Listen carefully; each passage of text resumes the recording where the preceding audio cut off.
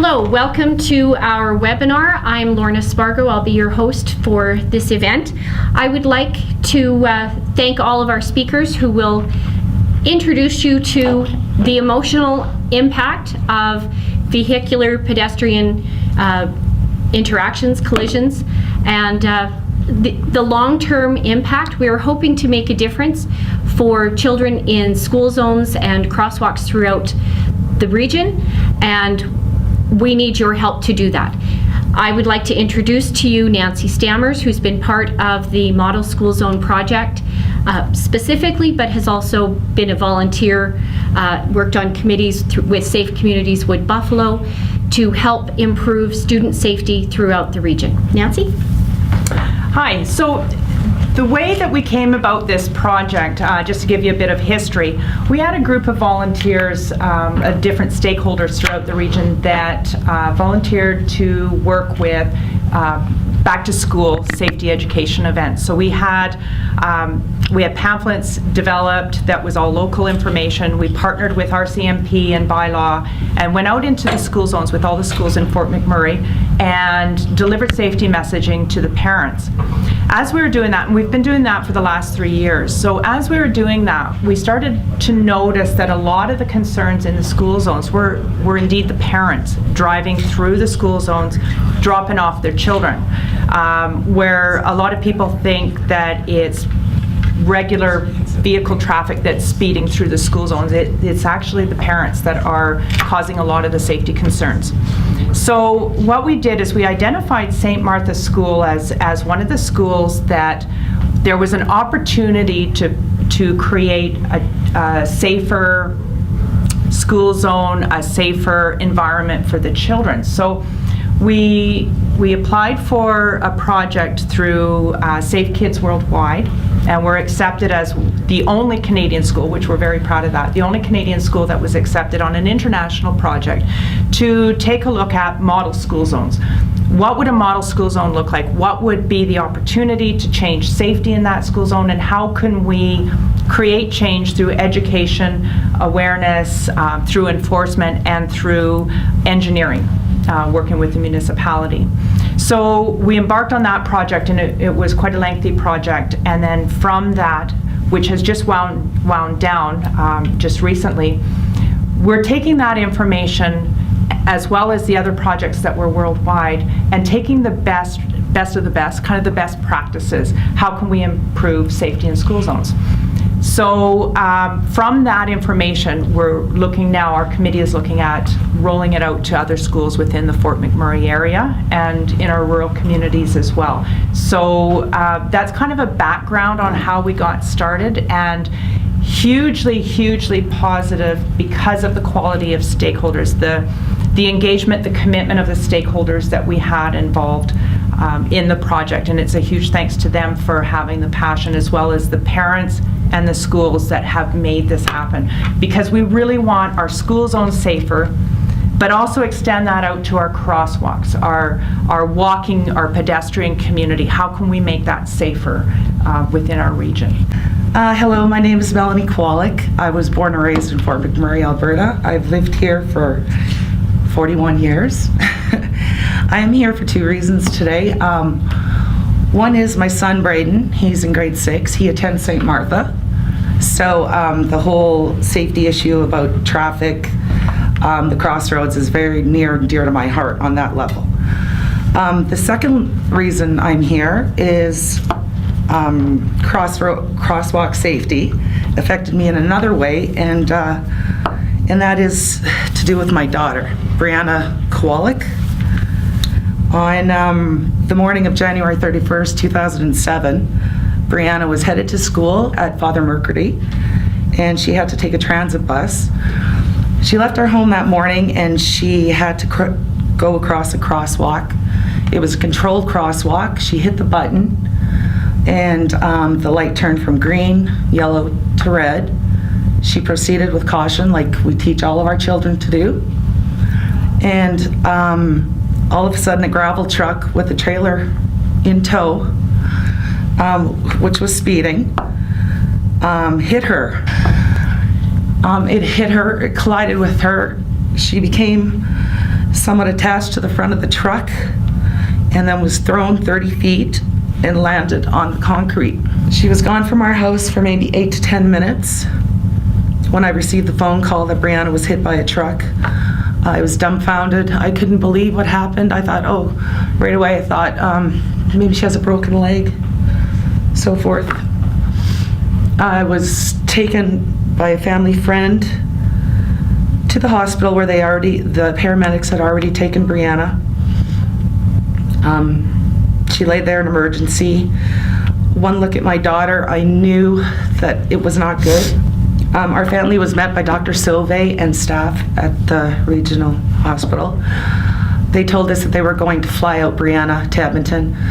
They weren't exactly sure the extent of her damages. I was employed by Syncrude, so they put us on the jet, the corporate jet, flew us out. We went to the Stollery in Edmonton, Children's Stollery Hospital, which were incredible.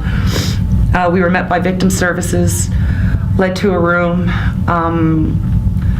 We waited for maybe an hour, and then 2 neurosurgeons came and told us that Brianna's brainstem was dislodged and totally severed, and that she would have no function. Your brainstem looks after your breathing, just normal bodily functions, and there was no hope. We stayed there for 4 days with our daughter, because of course you can't believe what is happening to you and your child at 15, your firstborn, your baby, all because of the choices one person made that day. We decided to donate. We decided to donate Brianna's organs. She was hit by a gravel truck, with a trailer, which is huge, and my daughter didn't have a broken bone in her body. She was fully intact. Everything was perfect about her. She had some bruising right here.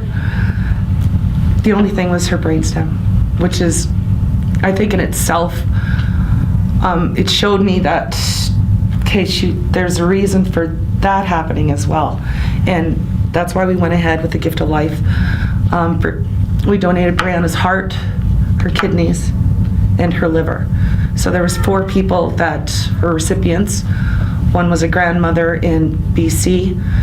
One was a 16-year-old girl actually in the Stollery that, we seen her in the hallways in the NICU. And and then 2 gentlemen. So I know our daughter lives on, and it's just not the way we wanted to be, but so we went through this whole process, and after the doctors said that Brianna was legally dead, we were led into another room, and we were approached by two officers of the RCMP, and they told us that charges were going to be laid officially against the defendant. He was getting charged with criminal negligence causing death, and dangerous driving causing death. After we said our goodbyes to Brianna, we went back home, went through the funeral and everything, and it was just a surreal, I don't even know how to express what you go through. You go through every emotion under the sun. You're mad, you're angry, you're sad, and all this time I have a 5-year-old little boy who doesn't understand where Nana is. That's what he called her. Once the charges were laid, we went through the whole process, the whole procedure of the criminal proceedings. It was a long haul. It took like 2.5 years from beginning to end. We went through multiple Crown prosecutors. The criminal negligence causing death charge was dropped. They then plea bargained with the defendant's lawyer, dropped the charges to just the dangerous driving causing death, and he pled guilty. He got a 3-month suspension on his license and a $2,000 fine. And he walked out the courthouse just like I did, right beside me. And he has a little girl, and I had to get up and give my victim statement at the end of the court proceedings, and I just wanted him to look at me and say, I'm sorry for my actions. It helps with the closure. But my daughter was here for a short time, but she did miraculous things, I think. She gave up herself. We taught Brianna everything about crosswalk safety, what to do correctly, and she did it. The traffic specialist all said, she did what was right. They reenacted the whole accident scene, and he was classified to be going 69 kilometers an hour or not more. If he would have been going the posted 50 speed limit, he would have stopped just inches away from hitting her. It would have made all the difference in the world. If anything, that's my message today, just to realize when you get behind the wheel, you make decisions, you make choices, and we're all accountable. It's driving is not a right, it's a privilege. And no one should lose their child in a crosswalk. That's false sense of security that we've all placed in our children's hands. And it's us that are making the mistakes, the parents. So please, if you take anything from this today, from me, I hope this is the message. Thank you. Hi, my name is Corporal Mark Michon. I'm with the RCMP here in Wood Buffalo, Fort McMurray, Alberta. I've been attached to traffic unit here in Fort McMurray since I got transferred in 2010. I've been a police officer for 12 years. Through my 12 years of service, I've been working in 3 different provinces across Canada, including Quebec, New Brunswick, and now here in Alberta. I've been doing traffic enforcement for 12 years as well, along with other tasks. I've been seeing drivers' habits through those 3 provinces. And it's unfortunately to say, but since I got here in Fort McMurray, I see traffic habits getting worse and worse every single year. We're talking about school zone, pedestrian cross, but also for speeding and other matters under the Traffic Safety Act, use of highway, and other regulation. The reason why I'm here today is try to sensibilize people concerning crosswalk in school zone. As Melanie spoke previously, as a parent, she was a victim of a collision that unfortunately she lost her daughter. It takes a lot of strength for a parent to come in front of people and testify about it, and I gave her a thumbs up for it. Myself, as a parent, I'm pretty concerned about the school zone in this area. We've been patrolling the school zones. Unfortunately, since my section is just under manpower now, we try to be everywhere at the same time, but unfortunately we cannot be everywhere and watching every crosswalk. And that's coming down to the drivers, every single drivers, including parents dropping off parents, but also other drivers driving through the school zones to go from point A to point B. Okay, there's a reason why there's a speed limit of 30 kilometers per hour. It's to give drivers enough time to react and stop their vehicle in case of something happen.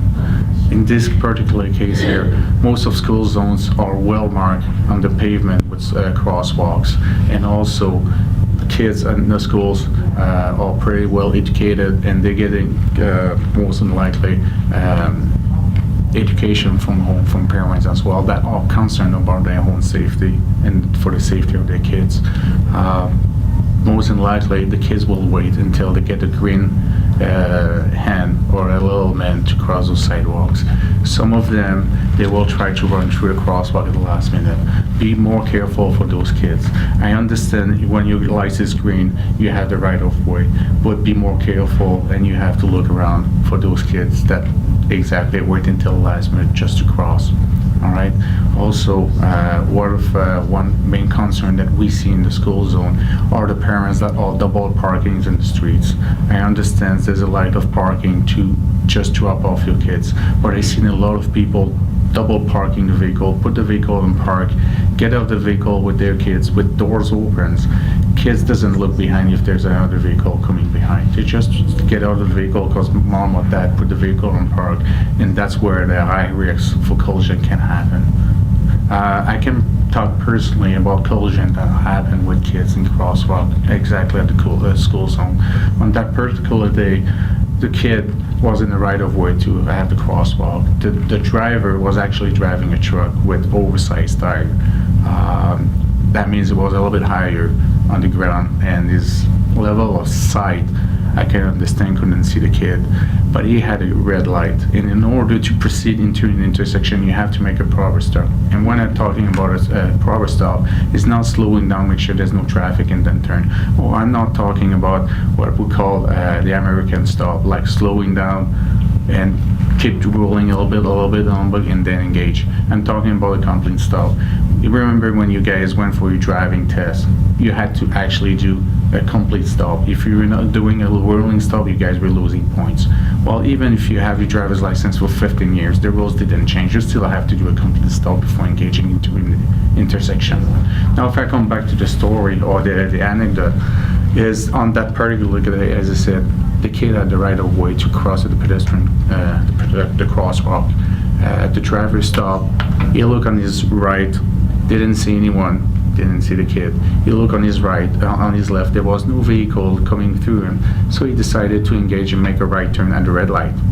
He was in the right to do so. What he did wrong is he didn't check probably on his right again, and he just stopped rolling and he hit the kid. Fortunately, it was at low speed.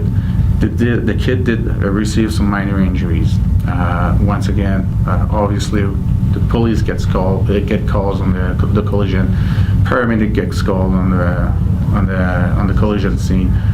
We also usually call for any peace officers that are available to do traffic control, because we have to do some scene containment and investigate.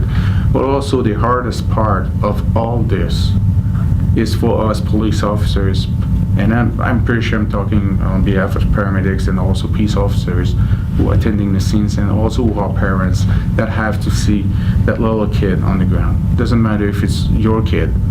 As a parent, you have to deal with the situation. But on top of that, us police officers, we have to deal with the parent afterward. We have to contact the parent, and we have to deal with the situation of the parent, on top of dealing with the driver who was in fault.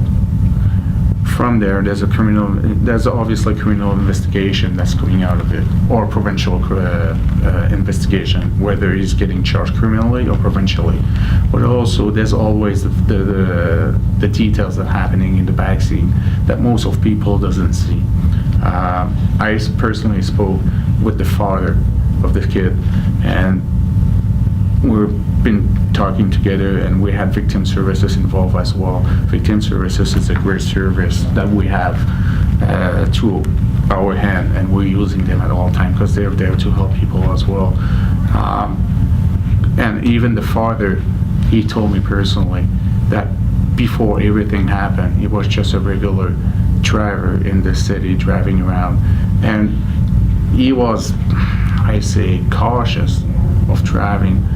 But the way he was explaining to me is, until something happened to your own kid, driving in the school zone was just driving in a regular zone. He wasn't really paying attention outside driving the speed limit and make sure that he was driving on a green light or stopping in a red light. But now that he was actually victim of something, of his own kid into a school zone, the driver, because we had to do follow-ups with the follow after, and even the father told me that after that he always been extra cautious, because until you get victim of something, you don't get as much cautious as you should be. So my message today is, please, people, whether you are a parent or not, all right, for the security of our own kids, my kids, kids of people in this room, all right, be more cautious when you're driving into school zone. Right? If you have to do an extra step in driving 10 kilometers under the speed limit because road conditions are not good, please do so. You will never get pulled over by the police, or you never get a speech on roadside by the police because you're driving 10 kilometers under the speed limit because of road conditions. But you will certainly get pulled over for driving 10 over the speed limit, even if the road conditions are the best. So this is my message today. My name is Dana Allen. I'm a Assistant Deputy Chief with Regional Emergency Services. I'm here speaking to you today because I am a 20-plus year paramedic on the job, and I am in charge of the people who are on the ambulances here in the district. And I'm also coming to you as a mother. And I think I'll do that first.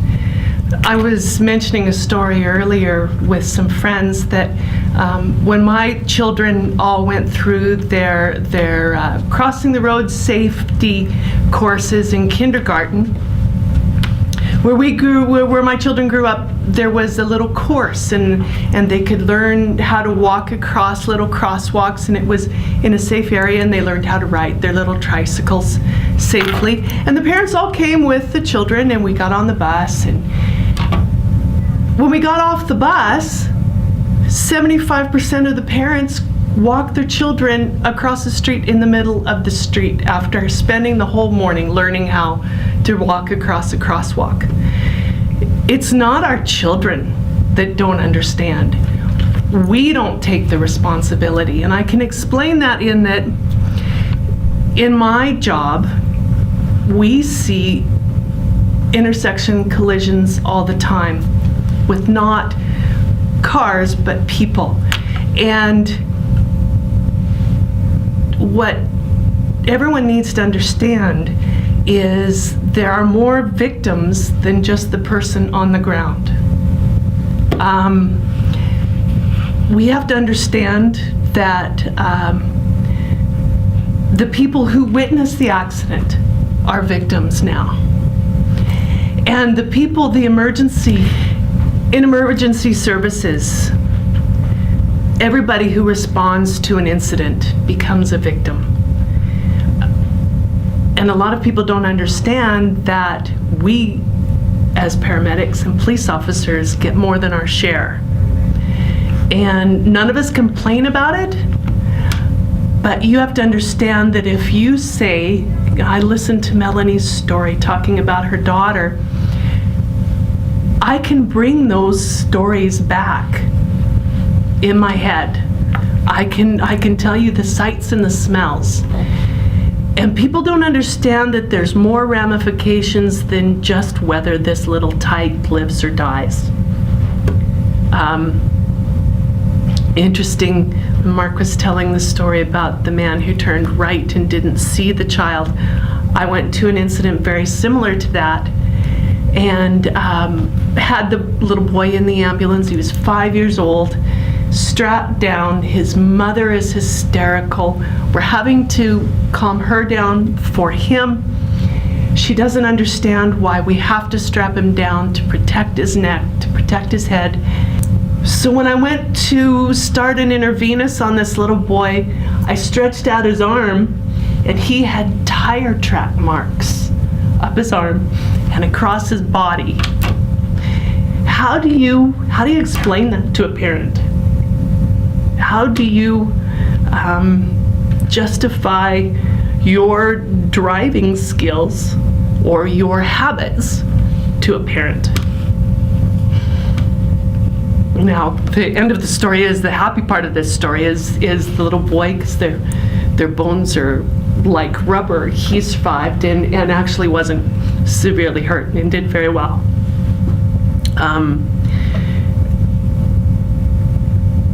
And I believe that my message is, you have to remember when you're driving, like we've said before, driving is a privilege, not a right. But you have to remember that when you're making decisions for me. You're making decisions for what I see and what I have to deal with. Hi, my name's Kimberly Timmons, and I work with the Fort McMurray Victim Services Unit. I'm very pleased to be here today to speak on safe school zone and pedestrian issues. And I can come on two platforms. As the public education coordinator, my role is proactive in nature, but also as a member of the unit, I'm also reactive in nature. So if I may begin with the proactive component that I fulfill. As previously mentioned by one of the other speakers, I participated in the positive projects that have occurred in the school zones and around the schools here in Fort McMurray. And I've witnessed a lot of good habits, but I've also witnessed a lot of bad habits firsthand. And I think one positive I'd like to mention first is how the children were empowered for their own safety, how they take that message and they carry that forward. And I think what I found most disturbing as part of the project and volunteering on those was the attitudes of the parents and the driving public.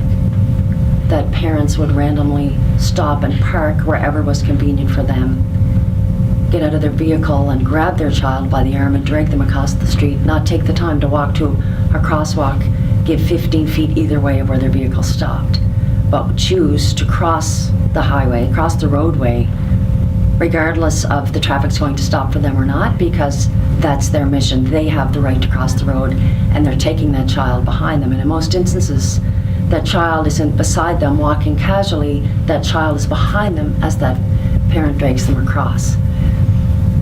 I found that very disturbing. I also found very disturbing that everyone's in a rush in the morning to go to work. But what about these innocent children that are walking on those sidewalks, that are crossing those crosswalks? That's their time of day. That's when we have to be a little more cognizant of our speed, of the areas that we're driving in. And certainly I saw a lot of that lacking among general driver attitude. And although I'm a mother, and I'm also a grandmother, I found that very concerning. My children, of course, are out of school, but certainly my grandchildren are coming up to school age. And I see that attitude of what my grandchildren will be facing when they go to school every morning. So there's certainly lots of change that needs to happen with the parents and with the driver attitude. Don't get me wrong, we have lots of parents out there doing great things. They're walking to the crosswalks, they're getting their children to school safely, and they're setting a positive role for their children, not giving them that false sense of security. They're teaching them the right way. But we do have a large majority that are not. And although that's based, in my opinion, specifically from the St. Martha School Zone project and how the public was behaving on the roadways, that can certainly be a fair assumption to say that's occurring at the majority of our school zones. So that's a big concern to me. So as a stakeholder with the Victim Services Unit, I'm passionate about being part of school projects like this, so we can go out, we can see where there needs to be change and how we can work together to initiate change, which is why we're all here today talking on this topic. So now I'd like to talk on the reactive side, aside from the proactive. As reactive, for those of you that aren't familiar with the Victim Services Unit, we respond to victims and families of crime, trauma, and tragedy, and certainly any type of incident occurring in a crosswalk when a child or an adult is struck by a vehicle. We are normally called on scene. I have been on a few personally myself. I can relate to the earlier story you heard from Melanie when she spoke about Brianna and the loss of life, and really how her life speaks volumes to all of us now, that her death was not in vain, that we can learn from what was lost by Melanie's family. And certainly as the Assistant Deputy Chief spoke, it's not just that one individual child when they're struck in a crosswalk. It's their family, it's the reverberating effect. It's the family members, it's the siblings, it's the friends, it's the school community, it's our community. But what about emergency service workers that respond to scene? So when we have RCMP on scene, we have our EMTs, our fire department, and victim services.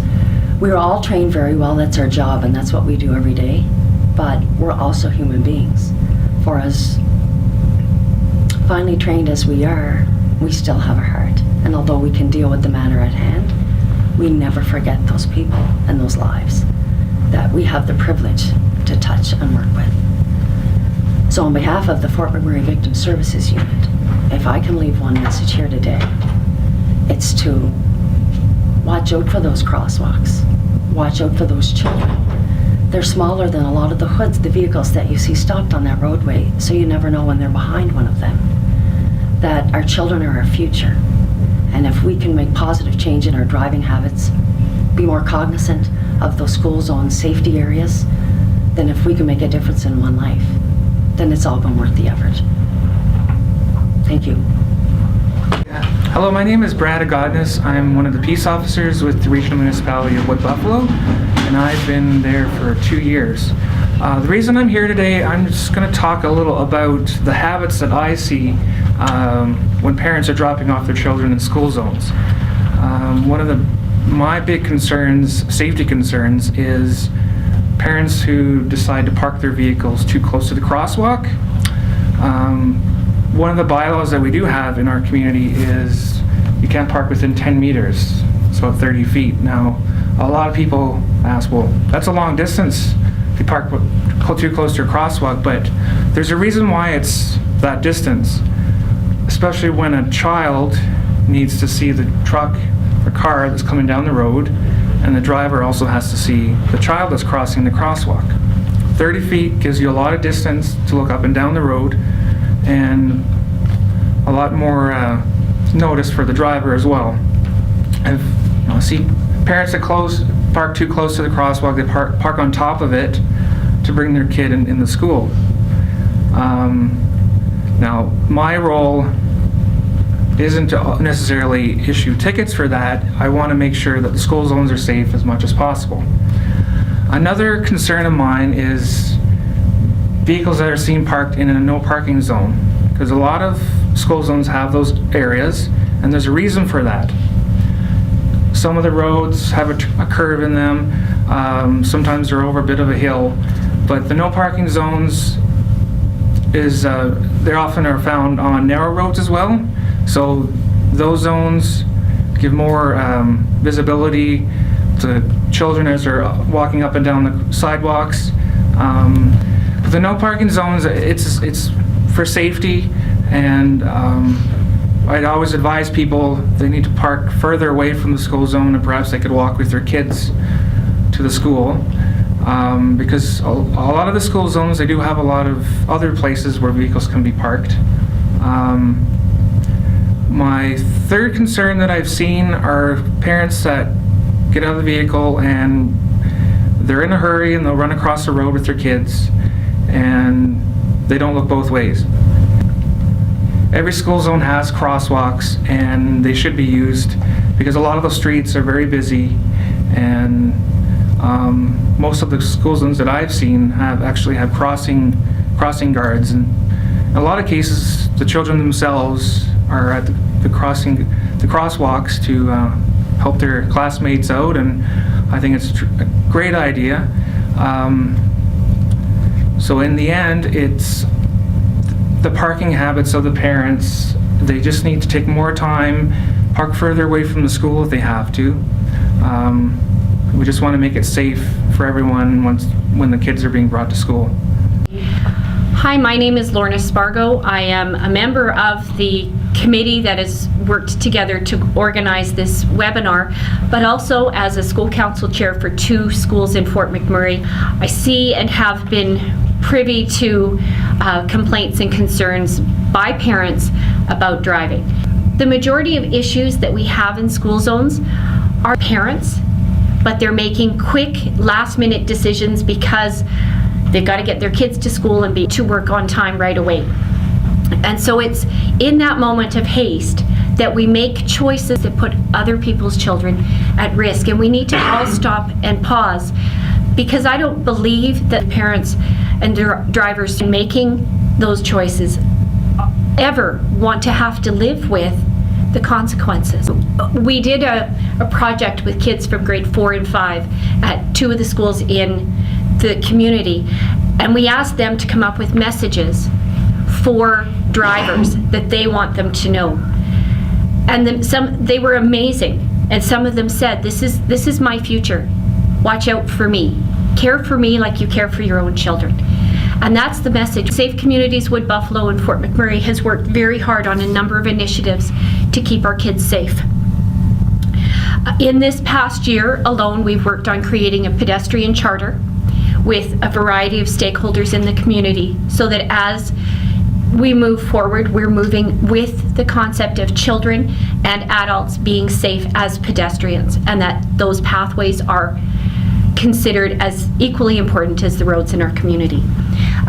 They have recently obtained a grant that will allow all children in Fort McMurray who are from the early childhood age up to at least grade 4 to have the reflective triangles that go on their backpacks. This initiative was one of the efforts made by the model school zone community at St. Martha's, and proved to be very successful at highlighting the children and increasing their visibility in the community, especially on those dark mornings when they have to go to school. Excuse me. Safe Communities Wood Buffalo also works to highlight safe tactics through bike rodeo, Family Safety Day, the National Walk to School Day in September, and then the National Bike to School Day in the spring. There's the Halloween Walk Safety Program that will start this year. The Safe Kids Week at the end of May. They work with the Road Safety Committee on creating initiatives for drivers. They're part of the Alberta Traffic Safety Plan.